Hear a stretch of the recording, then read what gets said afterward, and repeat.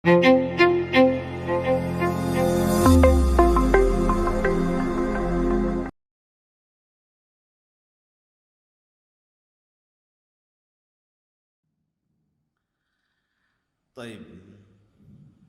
Malam ini kita akan membahas kisah yang selanjutnya dari A'immatul Huda, Al-Imam At-Tirmidzi rahimahullahu ta'ala.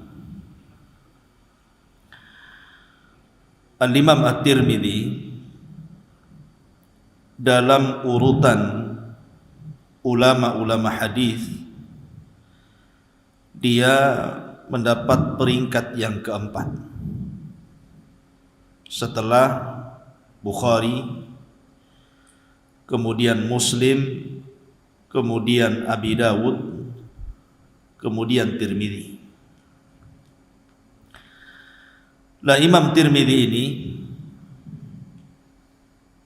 dinasabkan kepada daerahnya yang namanya Tirmidzi, dan nama beliau bukan Tirmidzi. Nama beliau adalah Abu Isa Muhammad ibn Isa ibn Surah ibn Musa ibn Dhahhak As-Sulami At-Tirmidzi, tetapi masyhur disebut dengan Imam Tirmidzi karena dinasabkan kepada daerahnya, namanya Tirmidzi, yang ada di Uzbekistan. Dan hampir rata-rata semua ulama hadis itu tidak ada yang asli Arab kecuali Imam Muslim. Jadi selain Imam Muslim itu semua orang ajam, orang asing. Imam Bukhari orang asing, Abi Dawud orang asing, Ibnu Hibban orang asing, termasuk Imam Tirmidzi. Tidak ada keturunan Arab sama sekali. Bahkan tumbuh di daerah Futuhat, negara-negara yang dibebaskan kaum muslimin. Akhirnya kemudian negara itu menjadi negara Islam, dan lahirlah dari negara itu para ulama-ulama besar. Salah satunya adalah Imam At-Tirmidzi rahimahullahu ta'ala. Lah Imam Tirmidzi ini sebagaimana imam-imam yang lainnya,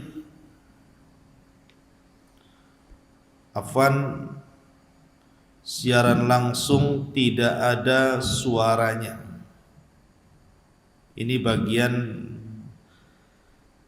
yang bersuara, tolong dicek. Ini ada WA dari pelanggan, dari, coba dites dulu. Antum keluar, tengok. Hah? Ada, udah muncul suaranya.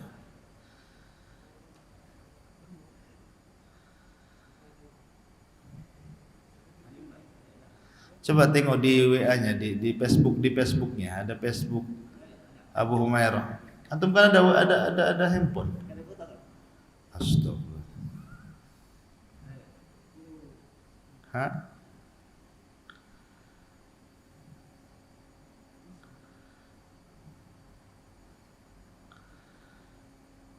Ya sudah, kita buat kajian bisu saja. Taib, kita lanjutkan. Jadi Imam Tirmidzi hidup di generasi terbaik umat ini. Nabi SAW bersabda, khairun nasi qarni, thumma alladhina yalunahum, thumma alladhina yalunahum. Sebaik-baik generasi adalah generasiku, maksudnya aku dan para sahabatku. Kemudian setelahnya para tabi'in, kemudian setelahnya para tabi'in. Lah Imam Tirmidzi itu hidup di zaman tabi'in. Artinya dia hidup di zaman keemasan, di zaman yang mendapatkan rekomendasi Nabi SAW sebagai khairul qurun, sebaik-baik generasi. Artinya di zaman itu banyak para ulama. Di zaman itu masih hidup para ulama hadis, para pakar-pakar, sehingga memungkinkan seseorang itu untuk belajar dan memperdalam ilmu agama. Jadi Imam Tirmidzi hidup di zaman abad ketiga dan berada pada Daulah Abbasiyah. Lah Imam Tirmidzi sendiri adalah salah satu murid yang paling masyhur dari dua ulama besar. Salah satu gurunya adalah Imam Bukhari, dan itu yang banyak merubah kehidupan Imam Tirmidzi, dan yang kedua Imam Muslim. Jadi dua ulama inilah yang mengkader seorang alim bernama Tirmidzi sehingga menjadi ulama besar. Bahkan karyanya Jami At-Tirmidzi atau Sunan At-Tirmidzi itu memiliki keistimewaan melebihi kitab-kitab yang lainnya, termasuk Bukhari Muslim. Nanti kita akan sebutkan apa keistimewaan Sunan Tirmidzi ini. Ma'asyiral muslimin yang dimuliakan Allah Azza wa Jalla, disebutkan bahwa ketika Imam Bukhari meninggal dunia,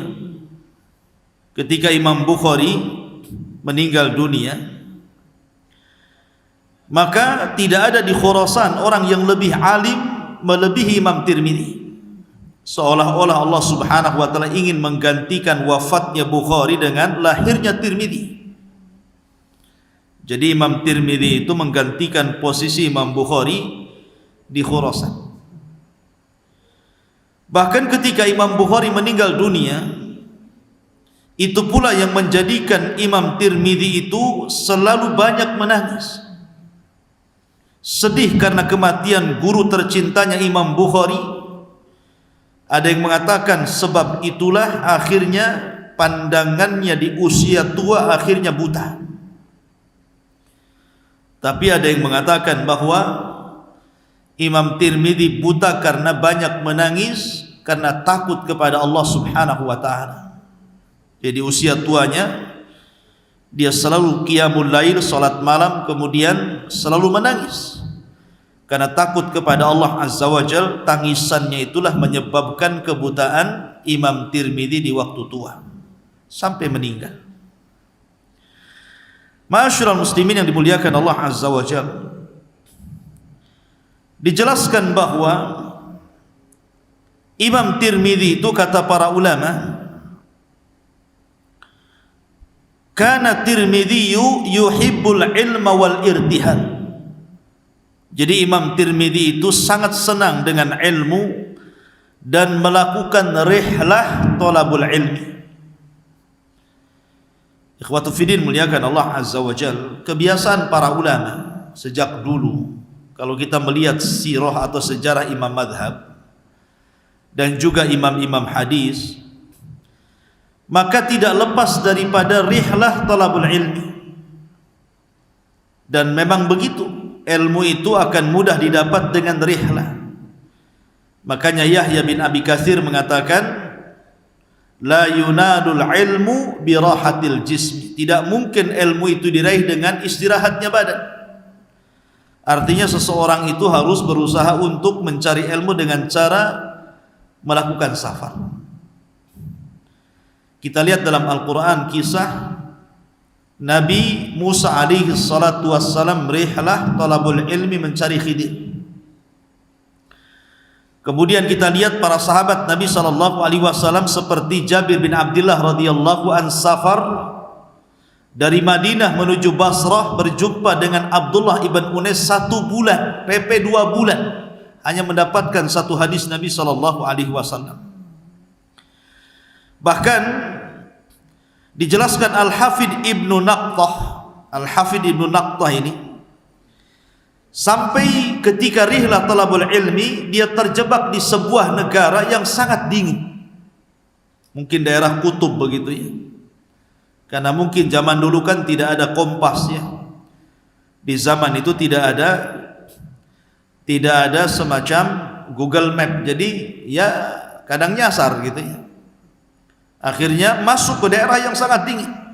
dan dia tidak bisa lepas di situ. Lah sampai-sampai dijelaskan bahwa hatta saqatat asabi'ahu, sampai-sampai karena saking dinginnya akhirnya jari jemarinya itu patah. Jadi es gitu ya. Kemudian akhirnya bisa dipatahkan. Karena membeku sampai bisa dipatahkan jari-jarinya itu. Min syiddatil bardi, karena sangat dingin sekali gitu kan. Begitulah para ulama terjebak dalam sebuah kutub ataupun suasana yang dingin sampai patah-patah anggota badan. Sampai-sampai dijelaskan fa innal a'dha tatasaqat min syiddatil burudati fa ba'dul ulama rahalu hatta saqatat a'dha'uhum min syiddatil bardi. Sampai-sampai sebagian para ulama ada yang patah jari jemarinya karena dinginnya cuaca. Bahkan ada juga yang dirampok. Bahkan ada juga yang rihlah talabul ilmi, kehabisan bekal, kehabisan minum, sampai meminum air kencingnya sendiri. Begitulah para ulama mengadakan rihlah untuk talabul ilmi. Ma'asyiral muslimin, lalu apa hikmahnya? Kenapa kemudian para ulama rihlah, termasuk Imam Tirmidzi? Karena dengan rihlah talabul ilmi itu ikhwatu fiddin, maka seseorang akan berjumpa dengan banyak ulama. Dengan banyaknya ulama tentu akan berbeda pengetahuan. Dengan berbeda pengetahuan akan bertambah wawasan. Kemudian juga satu ulama dengan yang lainnya juga memiliki akhlak yang berbeda-beda, memiliki adab yang berbeda-beda.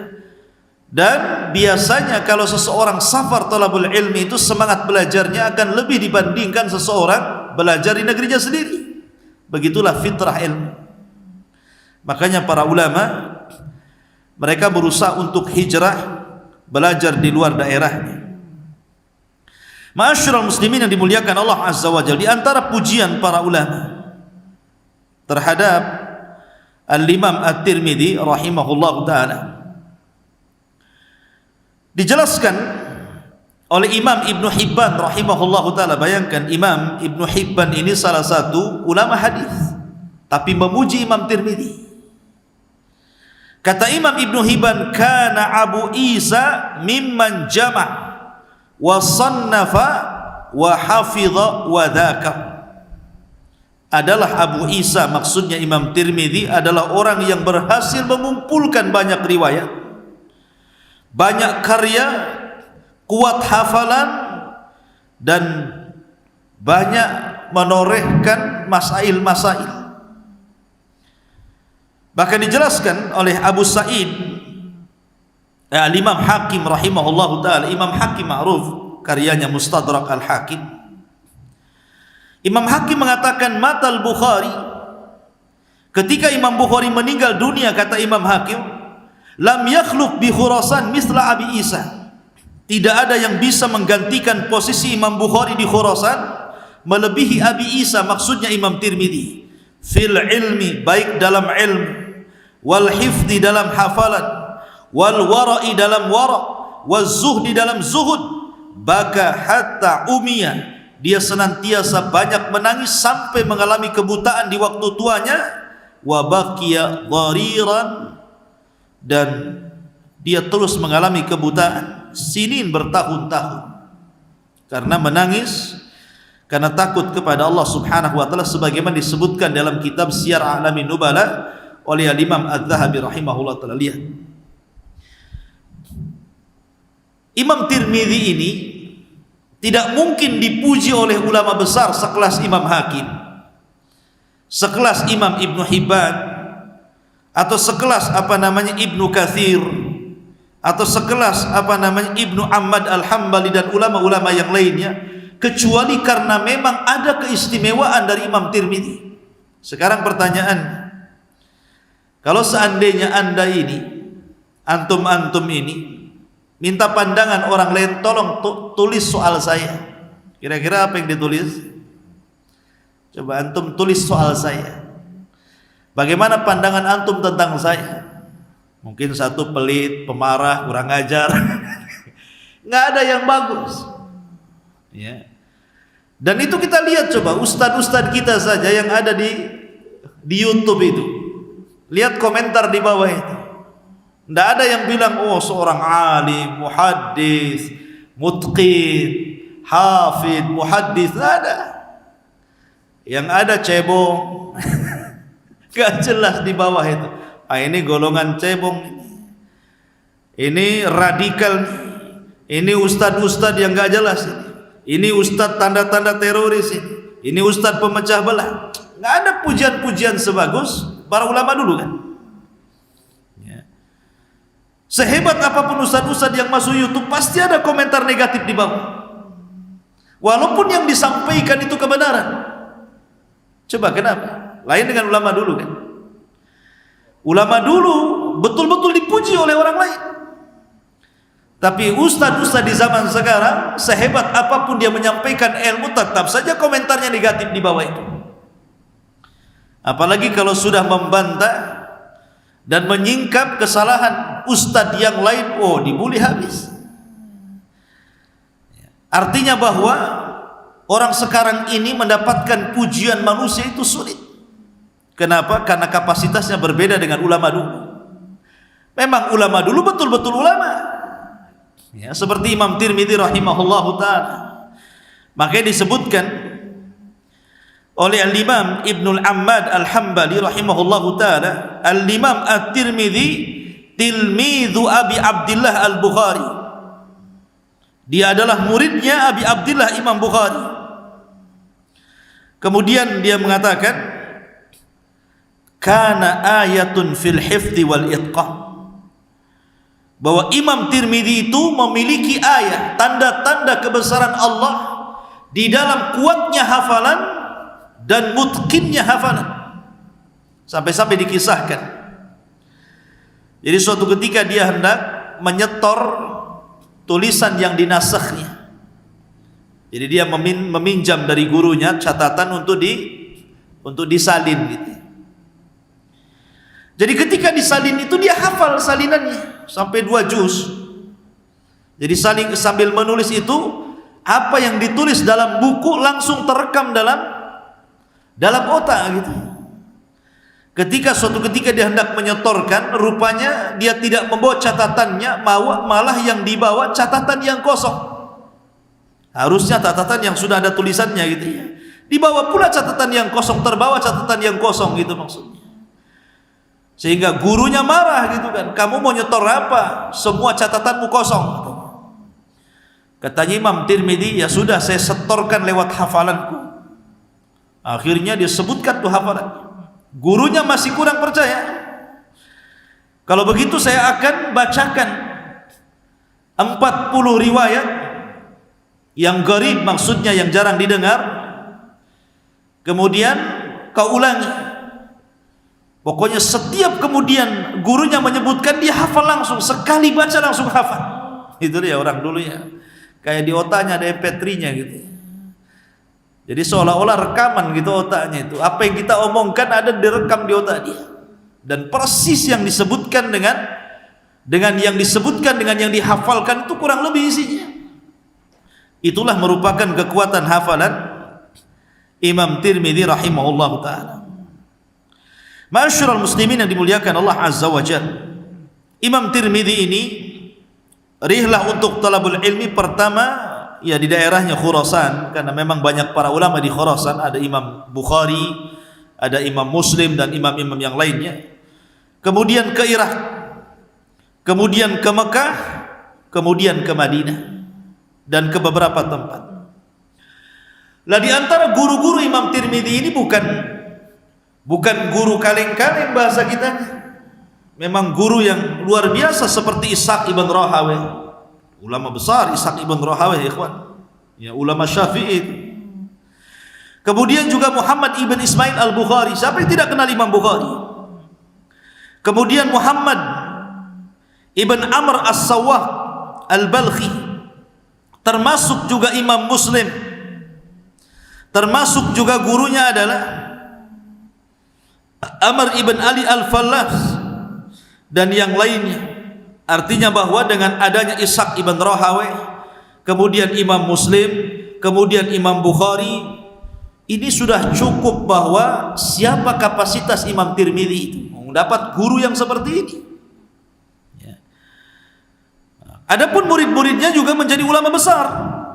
Dari mana-mana negeri datang belajar kepada Imam Tirmidzi, di antaranya Hamad ibn Syakir, kemudian Abu Bakar Ahmad ibn Ismail As-Samarqandi, kemudian Abu Hamid Ahmad ibn Abdullah ibn Dawud Al-Marwazi, kemudian juga Ahmad ibn Ali ibn Al-Muqri dan yang lainnya. Itu di antara murid-muridnya.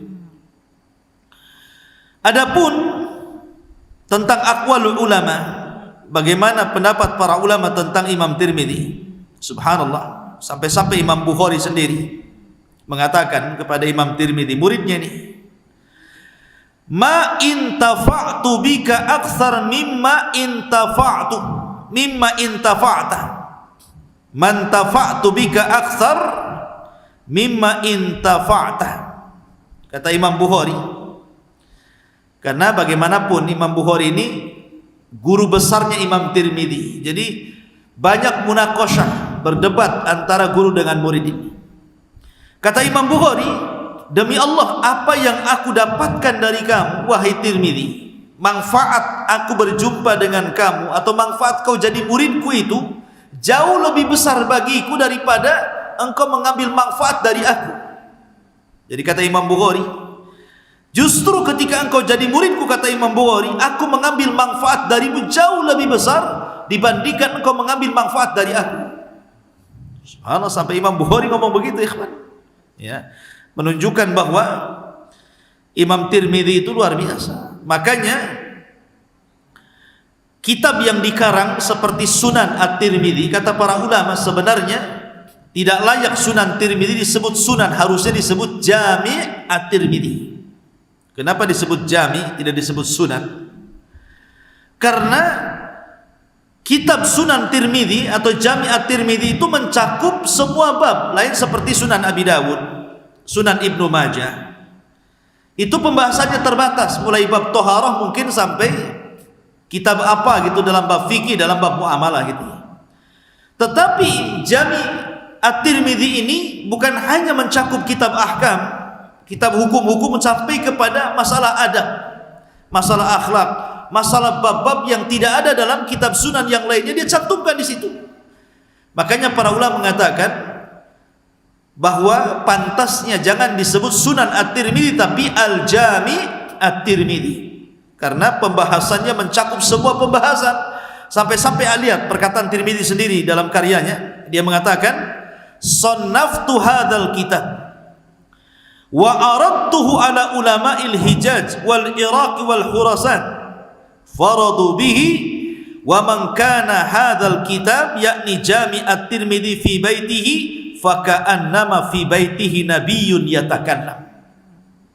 Kata Imam Tirmidzi, ketika aku mengarang kitab Al-Jami' At-Tirmidzi ini, aku coba setelah jadi berbentuk mahdutot, sudah jadi kumpulkan hadis-hadis itu dalam satu kitab, maka aku bawa catatan itu kepada ulama Hijaz, aku bawa catatan itu ke ulama Irak, aku bawa catatan itu ke ulama Khurasan, dan mereka berusaha untuk membacanya, dan semuanya senang dengan tulisanku.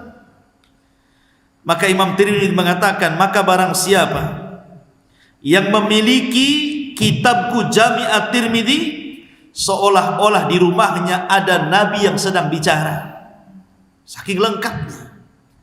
Jadi kalau antum di rumah punya kitab Al-Jami' At-Tirmidzi atau dikenal dengan Sunan At-Tirmidzi, sudah cukup.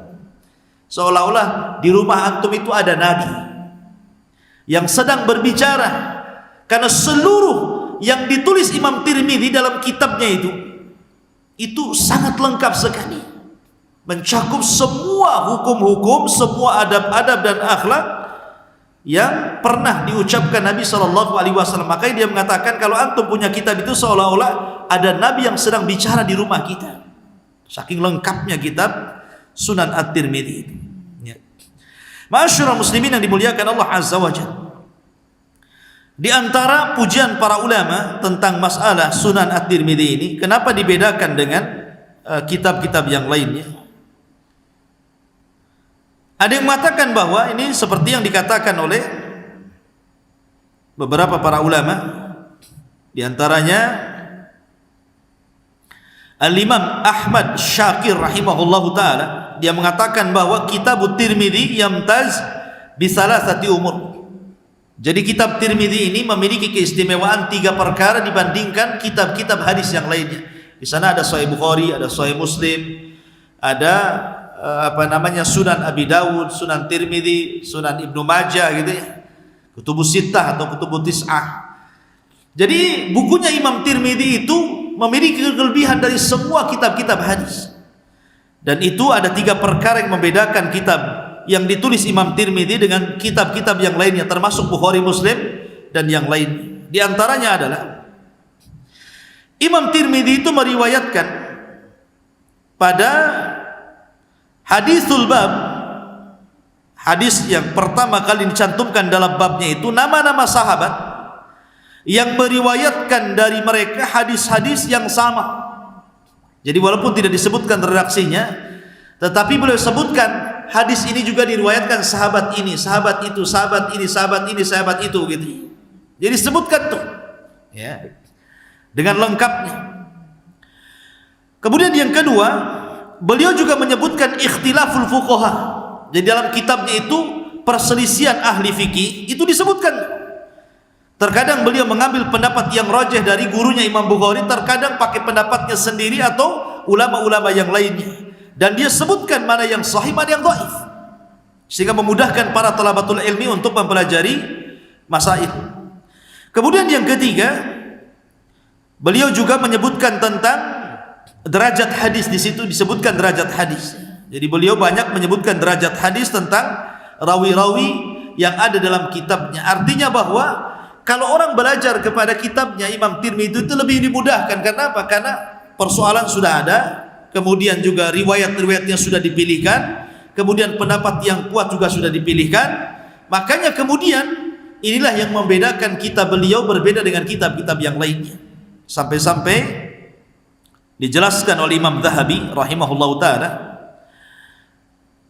beliau mengatakan Jami'ut Tirmidzi ilmun nafi' wa fawaid ghazirah wa ru'usul masail wa huwa ahadu usulil Islam laula ma qadarahu bi ahadith wahiyatin ba'duha mawdu'un wa katsirun minha fil fadail. Beliau mengatakan dalam kitab Jami' At-Tirmidzi itu terdapat ilmu yang bermanfaat, faedah yang luas, kemudian banyak persoalan-persoalan yang bisa kita gali. Dia salah satu daripada usulul Islam, pondasi Islam. Kaulah bukan karena dikotori dengan hadis-hadis yang lemah sebagainya maudhu, dan kebanyakannya bicara tentang fadailul a'mal. Memang ada sebagian orang yang mengatakan Imam Tirmidzi ini majhul, seperti Imam Imam Ibnu Hazm. Jadi Imam Ibnu Hazm itu kalau komentar tentang Imam Tirmidzi memang komentarnya negatif. Dikatakan rajulun majhul. Itu orang enggak jelas, majhul gitu. Ya karena memang belum sampai kepada Imam Ibnu Hazm tentang kitabnya Imam Tirmidzi. Kata Imam Az-Zahabi, karena tidak sampainya kitabnya Imam Tirmidzi kepada Imam Ibnu Hazm sehingga Ibnu Hazm berkomentar negatif tentang Imam Tirmidzi. Ya, bukan berarti kemudian ketika tidak sampai kepada Imam Ibnu Hazm dan Imam Ibnu Hazm mengatakan dia rajulun majhul, dikatakan majhul kemudian kita katakan ini pendapat Ibnu Hazm. Tidak, karena Ibnu Hazm ini sendiri tidak paham tentang hal ini, belum sampai ilmu kepadanya. Contoh nih, ketika Imam Ibnu Hazm berfatwa sa'i itu seperti tawaf. Kalau tawaf itu kan 7 putaran tuh. Jadi Imam Ibnu Hazm menganggap sa'i itu seperti tawaf, 1 putaran itu Safa Marwah. Agak pincang orang itu kan. Jadi Safa Marwah itu satu putaran. Ya, nanti dari Safa ke Marwah lagi 2 putaran. Padahal yang benar apa? Safa Marwah 1 putaran, Marwah Safa 2 putaran. Kemudian balik lagi kita. Jadi Safa Marwah 1 putaran, tapi kata Ibnu Hazm, Marwah itu Safa Marwah berarti Safa muter ke Marwah balik ke Safa itu 1 putaran katanya. Padahal yang benar apa? Sofa dulu, baru marwah 1 putaran. Marwah sofa 2 putaran, kan gitu ya. Kalau ikut pendapat Imam Ibnu Hazm, pincang lah. 1 putaran, bayangkan coba. Ya, iya, karena Imam Ibnu Hazm tidak pernah haji. Ya, tidak sampai ke Mekah, makanya dia berfatwa seperti itu. Ya. Jadi tidak semua yang dikatakan Imam Ibnu Hazm kita benarkan, tidak. Imam Tirmidzi ma'ruf, ya, banyak kemudian karya-karyanya dipuji para ulama, karena belum sampai saja, makanya Imam Ibnu Hazm mengkritik Imam Tirmidzi. Intinya bahwa Imam Tirmidzi kemudian meninggal dunia di negaranya sendiri, Tirmidz, dan ada yang mengatakan bahwa wafatnya Imam Tirmidzi 22 tahun setelah wafatnya Imam Bukhari rahimahullahu ta'ala. Dan Imam Tirmidzi ini meninggal di bulan Rajab tahun 279 Hijriah, dan beliau mengalami kebutaan di akhir hidupnya. Kemudian dia meninggal dunia dalam posisi dia mengalami kebutaan. Dan sekali lagi dikatakan oleh Al-Hakim Abu Ahmad, aku mendengar Imran ibn Allan berkata, ketika meninggal Bukhari tidak ada yang menggantikan di Khurasan seperti Imam At-Tirmidzi di dalam ilmu wara, sehingga dia banyak menangis karena takut kepada Allah dan mengalami kebutaan sampai dia meninggal dunia. Wallahu alam. Ini sejarah singkat daripada Imam Tirmidzi rahimahullahu taala, mudah-mudahan ada manfaatnya. Subhanakallah bihamdika asyhadu an la ilaha illa anta astaghfiruka wa atubu ilaik. Allahu taala alam. Assalamualaikum warahmatullahi wabarakatuh.